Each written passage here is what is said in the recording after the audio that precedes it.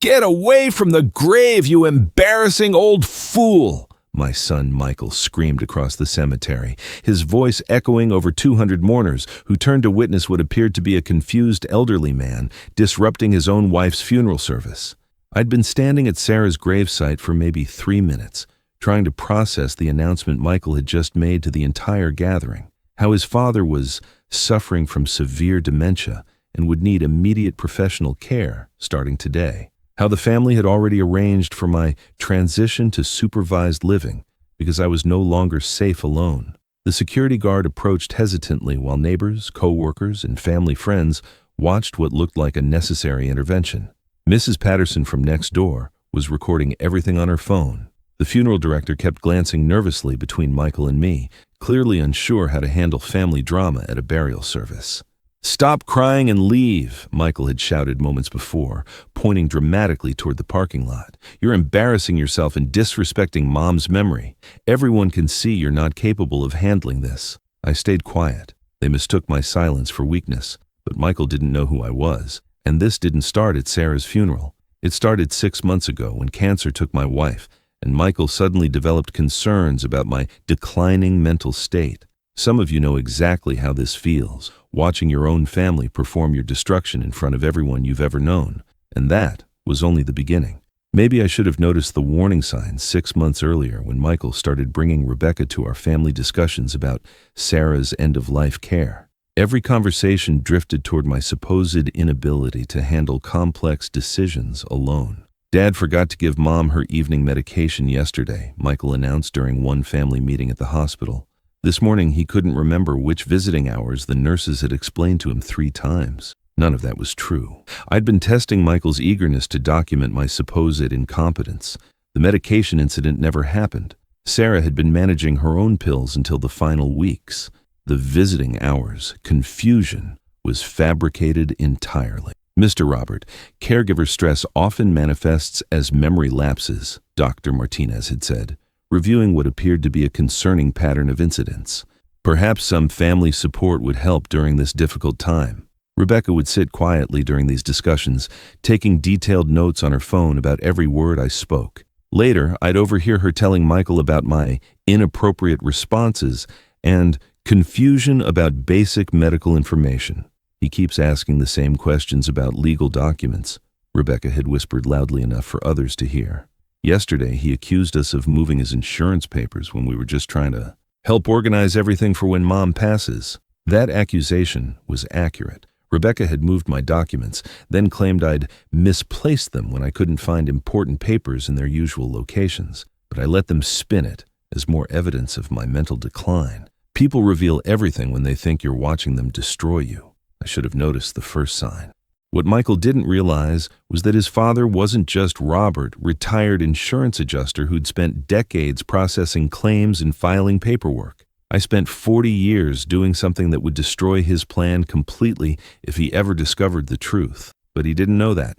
The real confrontation began 2 weeks after Sarah's funeral, when I returned from grocery shopping to find Michael, Rebecca, and a woman introduced as Dr. Catherine, competency specialist, sitting in my living room with official-looking evaluation material. "Dad, we need to discuss your living arrangements," Michael said, gesturing for me to sit while Rebecca organized psychological testing forms on my coffee table. "Dr. Catherine has some assessments that will help determine what kind of support you need." The so-called doctor stepped forward with clipboard and evaluation sheets.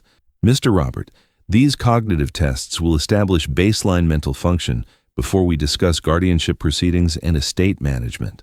I recognized every manipulation technique they were using because I'd spent my career investigating people who used these exact tactics. The leading questions designed to create concerning responses. The artificial time pressure meant to induce confusion. The emotional manipulation disguised as family concern. "These evaluations are necessarily comprehensive," Dr. Catherine explained, presenting what appeared to be legitimate psychological assessments. "We need to establish cognitive capacity before discussing legal arrangements for your financial affairs." He mistook my silence for surrender. Anyone who's been targeted by family knows that sick feeling of watching people you trusted reveal their true intentions while assuming you're too confused to understand what's happening.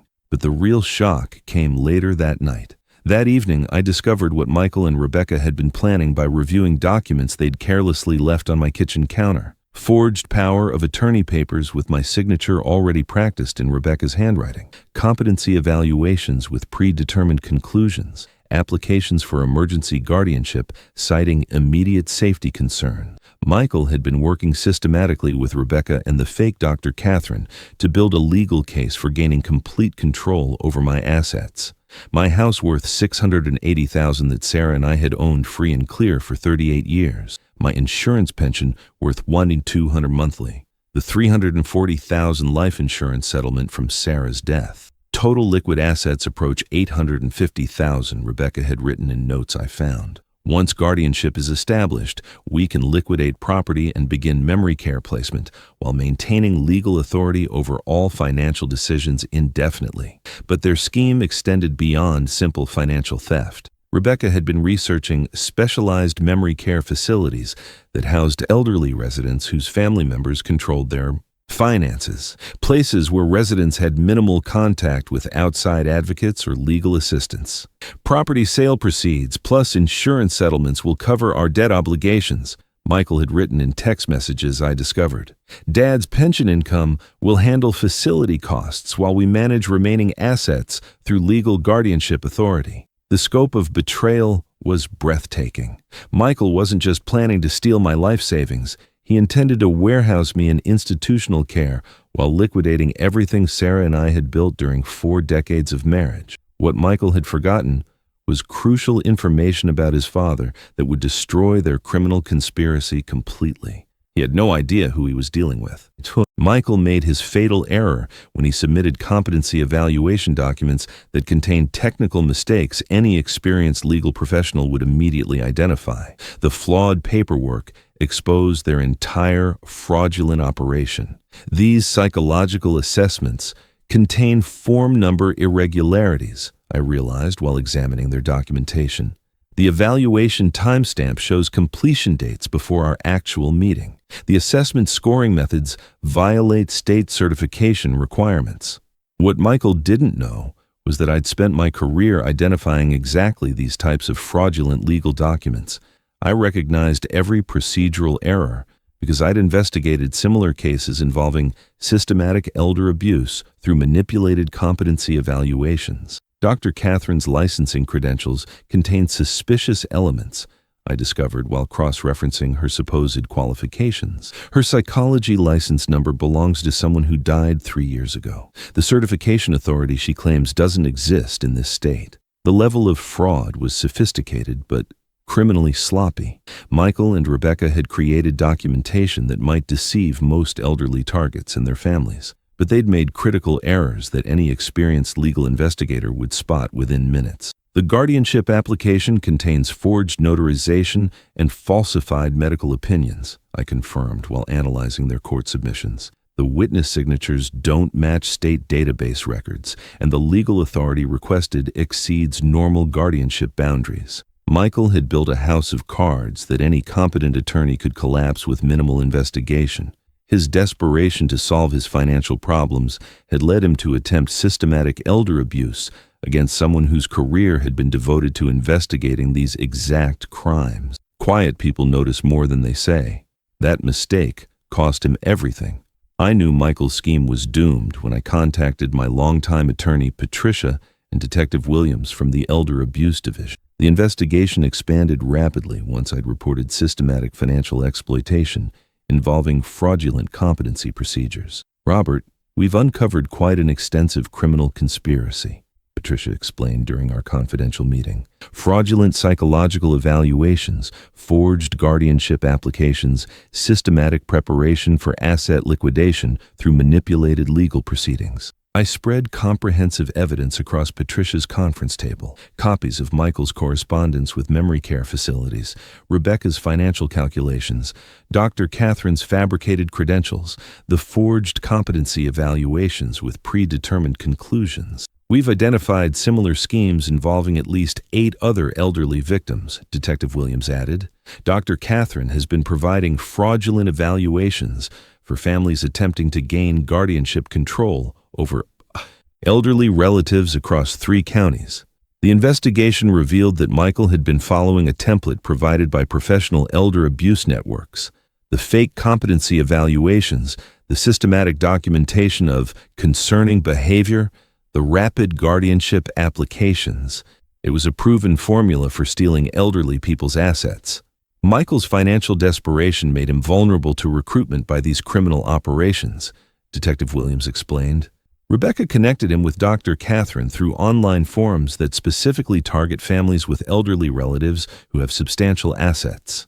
I'd been recording every conversation with Michael and Rebecca for weeks, using techniques I'd learned during my professional career. Every admission, every fabricated concern, every discussion of their plans was documented on audio files that would destroy them in court. He had no idea what I already knew about stopping them. The trap was almost ready. That week, I watched Michael's confidence begin deteriorating when I started asking specific questions about the competency evaluation procedures and legal guardianship timeline. His explanations became increasingly defensive and contradictory. "Dad, why are you questioning Dr. Catherine's assessment methods?" Michael asked nervously when I mentioned inconsistencies in her evaluation forms. "She's been recommended by multiple attorneys for handling these types of family situations." "Some of the legal procedures seem unusual," I replied calmly. "The guardianship application timeline appears accelerated compared to standard court requirements I'm familiar with from my insurance work." Rebecca jumped in desperately. "Mr. Robert, these are specialized procedures designed for elderly care transitions. The legal processes might seem different from what you remember from decades ago." But I could see panic building behind their forced confidence. When I asked about specific state requirements for competency evaluations, Michael's answers became vague and evasive. When I questioned the authority granted by guardianship documents, Rebecca became agitated and accused me of resisting necessary help. "He keeps asking these detailed legal questions," I overheard Rebecca complaining to Michael. "It's like he understands more about legal procedures than he should. Maybe we need to file the guardianship application immediately." "Dr. Catherine says we have enough documentation to proceed with emergency intervention," Michael replied, but his voice was shaking. "We just need to prevent him from consulting outside attorneys before the court hearing. Some wounds go deeper than money," and Michael was about to learn that betraying family carries consequences he'd never considered. He was losing control. The night before Michael's planned guardianship hearing, I sat in my study reviewing the comprehensive case file that would destroy their criminal conspiracy. Everything they'd attempted was documented, recorded, and ready for presentation to law enforcement and family court. Tomorrow would bring the confrontation Michael thought would complete his financial takeover. Instead, it would expose his systematic elder abuse and end his freedom permanently. I thought about Sarah, who'd trusted Michael to care for me after her death. She'd believed we'd raised a son who understood integrity, family loyalty, and protecting vulnerable people rather than exploiting them for financial gain. The evidence painted a picture of calculated cruelty that exceeded simple greed. Michael had been planning to destroy my independence completely while using fraudulent medical evaluations to justify stealing my life savings. He'd been willing to warehouse me in institutional care where I'd never be able to expose his crimes. Michael's scheme represents systematic elder abuse involving multiple felony charges, Detective Williams had explained during our final briefing. Criminal, conspiracy, fraudulent documentation, attempted theft, and violating state laws protecting elderly citizens from financial exploitation. Tomorrow, Michael would discover that he'd targeted not just any vulnerable elderly widower, but someone whose career had been devoted to investigating financial crimes and protecting people from exactly the criminal conspiracy he'd attempted against his own father. Quiet people notice more than they say, and tomorrow Michael would learn what 40 years of legal investigation had taught me about justice. Tomorrow, everything would change. The confrontation came exactly as planned when Michael, Rebecca, and Dr. Catherine arrived for what they believed would be the final guardianship document signing. Their confidence was obvious as they entered my living room carrying forged legal papers. "Dad, I'm so grateful you've accepted the help you need," Michael began, taking his seat while Rebecca organized their fraudulent documentation. "Once we complete these guardianship procedures, you won't need to worry about complex financial decisions anymore. The memory care facility Dr. Catherine recommended specializes in residents with cognitive concerns. Rebecca added, presenting documents for my signature that would complete their criminal takeover. You'll receive professional care while we handle all estate management responsibilities. I looked at them calmly from my armchair, where Sarah and I had discussed our retirement dreams and estate plans during 43 years of marriage. Before I sign anything, I said quietly, there's something important you've forgotten about your father.